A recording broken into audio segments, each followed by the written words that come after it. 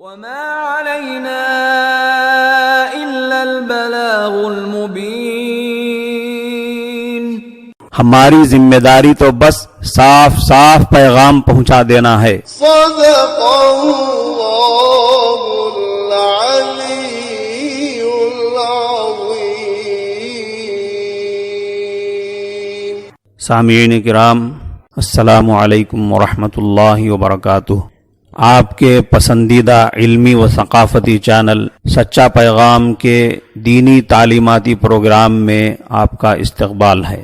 معزز حضرات و خواتین، نفس امارہ کی وارننگ اور سروسنگ کی اس فیمس ورکشاپ میں، یعنی تقوی کی بنیاد پر نفس کی تربیت کے اس پاکیزہ دور رمضان المقدس کی اس مجلس میں دین اسلام کی بلڈنگ کے ایک عظیم پلر کے متعلق یعنی زکوٰۃ کے بارے میں عرض کرنا ہے.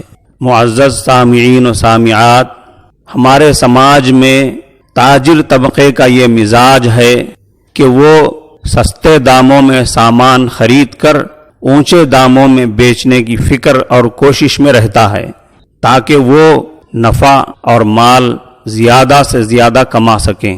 اسی طرح آخرت کی تجارت کرنے والے آخرت کے فکرمند بندے نیکیوں کے موسم بہار رمضان المبارک میں ایسے نیک کام بھی کرنے سے نہیں چوکتے جن کا رمضان سے خاص تعلق نہیں ہوتا.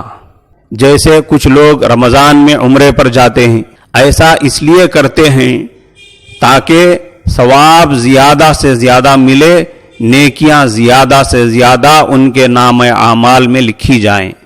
زکوٰۃ بھی انہی اعمال میں سے ہے جس کا تعلق خاص رمضان سے نہیں ہے، مگر لوگ رمضان میں ادا کرنے کا معمول بنائے ہوئے ہیں تاکہ ایک زکوٰۃ کا فرض ادا کر کے 70 زکوٰۃ کے فرضوں کا ثواب حاصل کرنے والے بن جائیں. سامعین کرام، جو زکوٰۃ کے پابند ہیں اور جو صحیح حساب سے پورے مال کی زکوٰۃ ادا کرنے کے پابند ہیں، ان کو تو کچھ سمجھانے اور بتانے کی ضرورت نہیں ہے. لیکن جو مالدار جہالت یا کنجوسی کی وجہ سے زکوٰۃ ادا نہیں کرتے ہیں یا ادا کرتے بھی ہیں مگر صحیح حساب سے ادا نہیں کرتے ہیں، ان کو ضرور سمجھانے اور بتانے کی ضرورت ہے. مال خرچ کرنے میں عام طور پر آدمی کو جو چیز، جو نظریہ روکتا ہے وہ اس کی وہ سوچ ہے جو اسے سمجھاتی ہے کہ یہ مال تیرا ہے، اس کو تو نے اپنی ہوشیاری اور سمجھداری سے اپنی محنت سے کمایا ہے. یہ سوچ قارون کی سوچ ہے. سورہ قصص میں اللہ تعالیٰ نے اس کا قصہ بیان فرمایا ہے. اس نے کہا تھا انما اوتیتہ علی علم عندی، جو مال میرے پاس ہے، جو مال مجھے حاصل ہوا ہے، اس میں اللہ تعالیٰ کے احسان کا کیا دخل ہے؟ یہ تو میں نے اپنی محنت، اپنی ہوشیاری اور کارگزاری کے ذریعے حاصل کیا ہے. ان مفاتحہ لتنوء بالعصبۃ اولی القوہ، ہم نے اس کو اس قدر خزانے دیے تھے کہ ان کی کنجیاں، ان کی چابیاں کئی زور آور، کئی رستم اور پہلوان شخصوں کو بھی گراں بار کر دیتی تھیں. مطلب یہ ہے کہ اس کے خزانے اتنے زیادہ تھے کہ خزانوں کے کمروں کی چابیاں اتنی بڑی تعداد میں تھیں کہ ایک بہت بڑی طاقتور جماعت بھی ان چابیوں کو نہیں اٹھا سکتی تھی. مگر اس کا نتیجہ کیا نکلا؟ قارون کی جو سوچ تھی کہ یہ میری محنت کا نتیجہ ہے، میری دولت، میری سمجھداری اور ہوشیاری اور میری تجربہ کاری کا نتیجہ ہے، اس کا نتیجہ یہ ہوا. اللہ فرماتے ہیں فَخَسَفْنَا بِهِ وَبِدَارِهِ الْأَرْضِ، پھر ہم نے اس قارون کو اور اس کے محل سرائے کو جس میں سارے خزانے رہتے تھے، ساری چیزوں کو زمین میں دھنسا دیا. قارون کو بھی زمین میں دھنسا دیا، اس کے خزانوں کو بھی زمین میں دھنسا دیا اور اس کے محلات کو بھی زمین میں دھنسا کر برباد کر دیا، ختم کر دیا. اگر آپ یہ کہتے ہیں کہ بھئی ہم تو وہ سوچ نہیں رکھتے ہیں جو قارون کی سوچ تھی، ہم تو یہی سمجھتے ہیں کہ ہمارا مال، یہ ہماری دولت اللہ کی دین ہے، اللہ کی نعمت ہے۔ تو آپ زکوٰۃ دیجئے اور اپنے پورے بینک بیلنس اور اپنے پورے مال و متاع اور اپنے پورے اسٹاک کا صحیح حساب لگا کر زکوٰۃ دیجئے۔ اگر آپ زکوٰۃ نہیں دے رہے ہیں یا صحیح حساب لگا کر پوری زکوٰۃ ادا نہیں کر رہے ہیں تو اس کا مطلب یہ ہے کہ آپ کی بھی وہی سوچ ہے جو قارون کی سوچ تھی، یہ میری کمائی ہے، یہ میری کمائی ہوئی دولت ہے۔ اسی گندی سوچ کو اللہ تبارک و تعالیٰ نے قرآن کریم کی کئی آیتوں میں ختم فرمایا ہے۔ چنانچہ فرماتے ہیں وَمِمَّا رَزَقْنَاهُمْ يُنْفِقُونَ، دوسری جگہ فرمایا وَأَنفِقُوا مِمَّا رَزَقَهُمُ اللَّهُ، ایک اور جگہ فرمایا وَأَنفَقُوا مِمَّا رَزَقْنَاهُمْ سِرًّا وَعَلَانِيَةً يَرْجُونَ تِجَارَةً لَّن تَبُورَ، ایک اور جگہ فرمایا وَمَن رَّزَقْنَاهُ مِنَّا رِزْقًا حَسَنًا فَهُوَ يُنفِقُ مِنْهُ سِرًّا وَجَهْرًا، ایک اور جگہ فرمایا وَيُنفِقُوا مِمَّا رَزَقْنَاهُمْ سِرًّا وَعَلَانِيَةً، سورہ حدید میں فرمایا وَأَنفِقُوا مِمَّا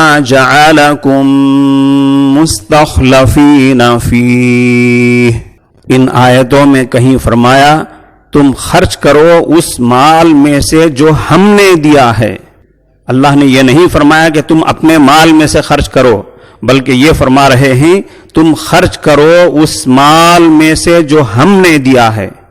اسی مضمون کو دوسری آیت میں ذرا انداز بدل کر فرمایا خرچ کرو اس مال میں سے جو اللہ نے دیا ہے۔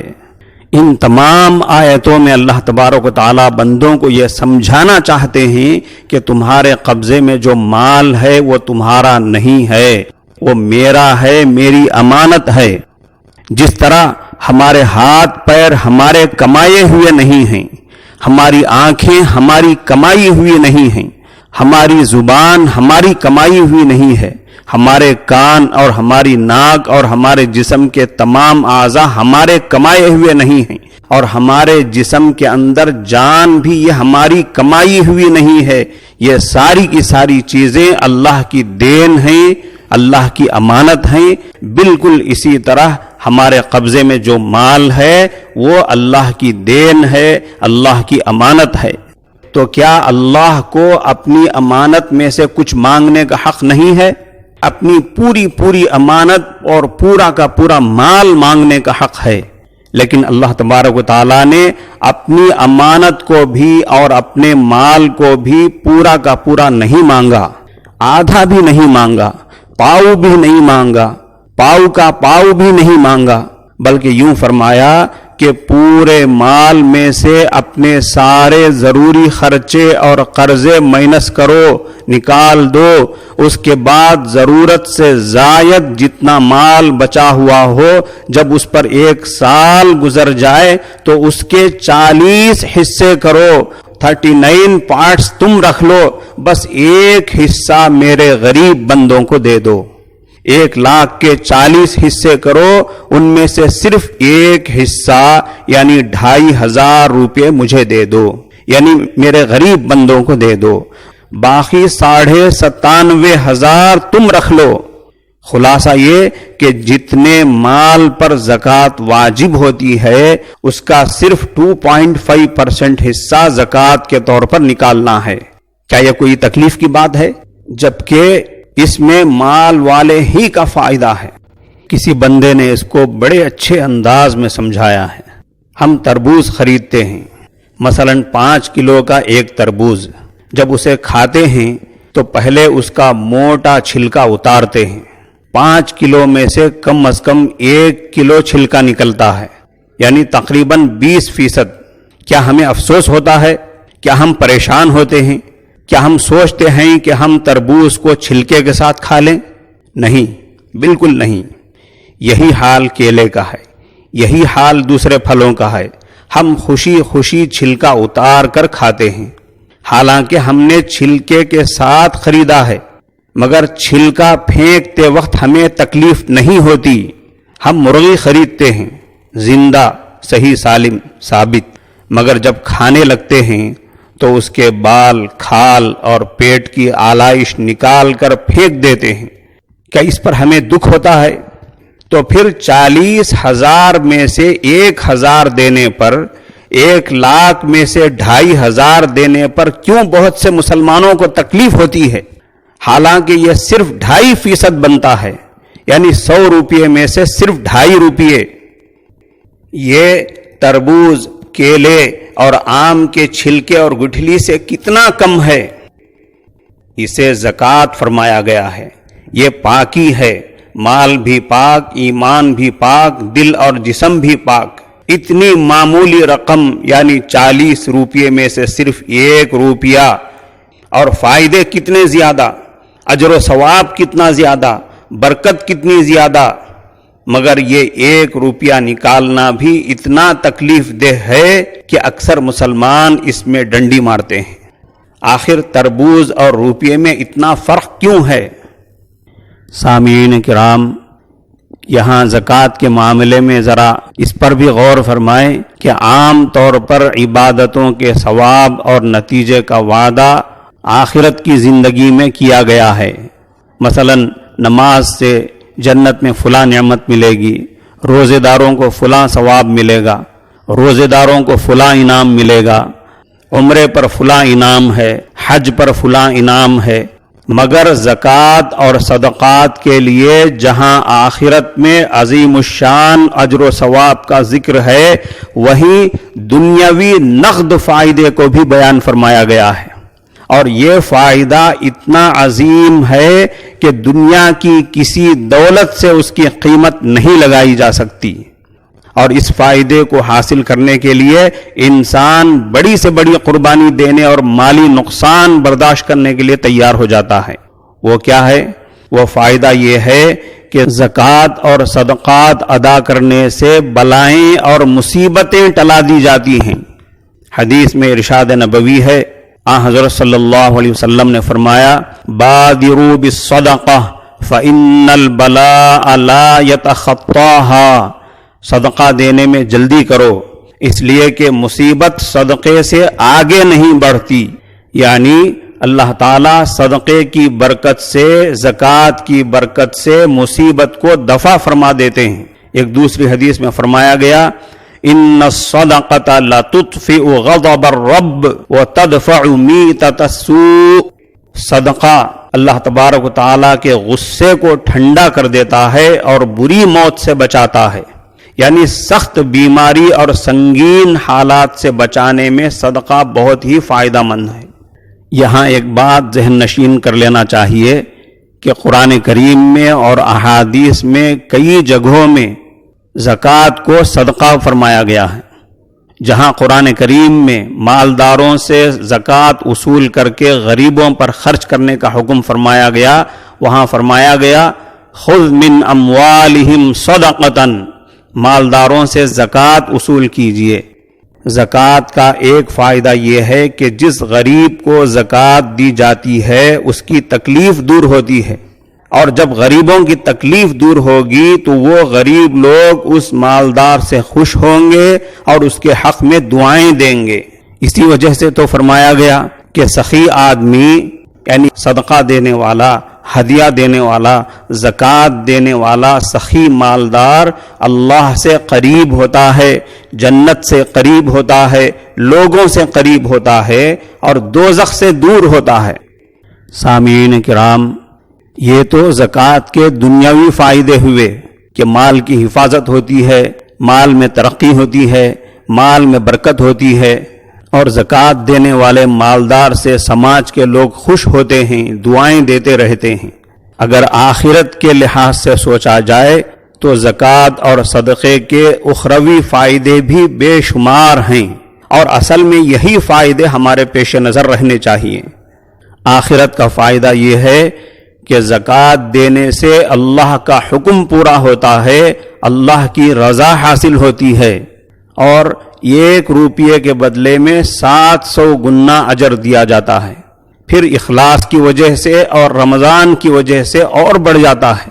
ایک چیز یہ ہے کہ زکوٰۃ اور صدقے میں خرچ کرنا گویا اللہ کے ساتھ تجارت کرنا ہے. جب اللہ کے ساتھ تجارت کی جائے گی، اللہ ہماری تجارت کے پارٹنر بن جائیں گے، تو کیا نقصان کا کوئی اندیشہ ہے؟ نقصان کے اندیشے کی بات تو دور کی بات، کتنا بے حد اور بے حساب فائدہ ہوگا آخرت میں جانے کے بعد ہی اس کا اندازہ ہو سکتا ہے. صدقہ اور زکوٰۃ قیامت کے دن ہمارے لیے حجت بنیں گے، یعنی اللہ کے پاس جنت میں داخلے کے لیے ہمارے سفارشی بنیں گے. ایک حدیث میں ہے کہ زکوٰۃ اور صدقے کے ایک کھجور کو، یعنی زکوٰۃ اور صدقے کے ایک معمولی سے حصے کو، مثلا 1 روپیے کو اللہ اپنے ہاتھ میں لیتے ہیں اور اس کی اسی طرح پرورش فرماتے ہیں اور اسے بڑھاتے جاتے ہیں جیسے انسان اپنے اونٹنی کے بچے کی پرورش کرتا ہے اور اسے بڑھاتا جاتا ہے، یہاں تک کہ وہ چھوٹا سا کھجور صدقے اور زکوٰۃ کا وہ تھوڑا سا معمولی سا حصہ اللہ کے یہاں بڑے پہاڑ کے برابر تک پہنچ جاتا ہے.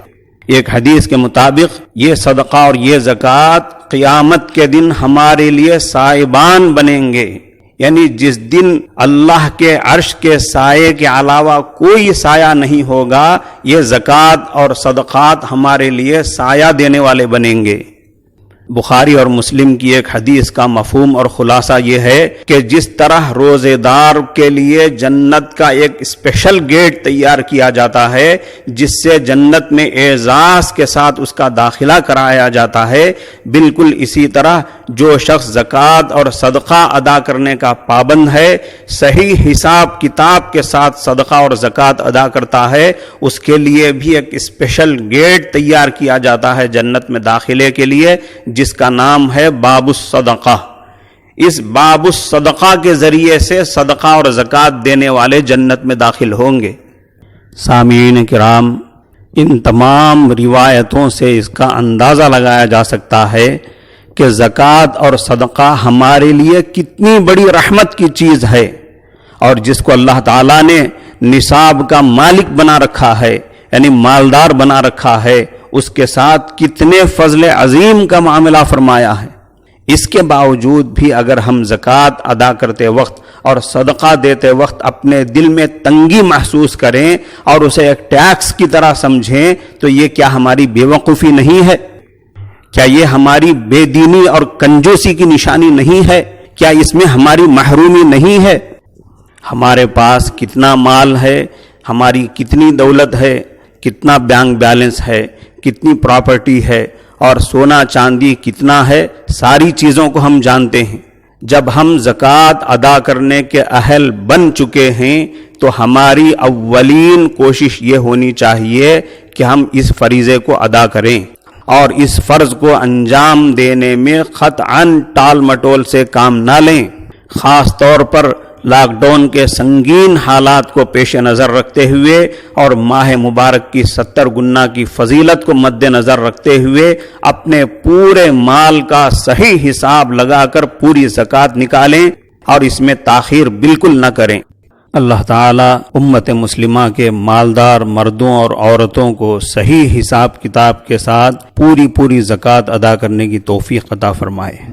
آخر میں ہمارے ادارے سچا پیغام کے سچے اور اچھے شائقین سے مخلصانہ گزارش ہے کہ وہ اس جدید و مفید علمی و ثقافتی اور سماجی چینل کو سبسکرائب کریں اور اس کے بازو نظر آنے والی گھنٹی کے نشان کو بھی مس کریں. اس سے آپ سچا پیغام کے شائقین اور مستفیدین میں شامل ہو جائیں گے، اور جیسے ہی ہم اپنا پروگرام ارسال کریں گے وہ فوراً آپ کی خدمت میں پہنچ جایا کرے گا.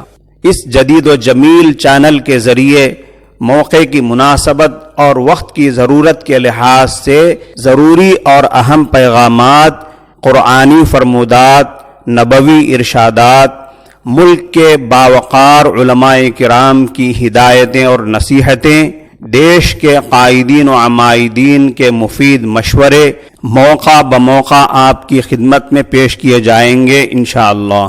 برائے کرم اپنے دوست و احباب کو بھی اس کی لنک پہنچائیں تاکہ آپ بھی تبلیغ دین اور سماجی خدمت کے اس کار خیر میں حصے دار بن جائیں۔ اللہ تعالیٰ آپ کو دونوں جہاں میں شاداب و آباد رکھے۔ السلام علیکم ورحمۃ اللہ وبرکاتہ۔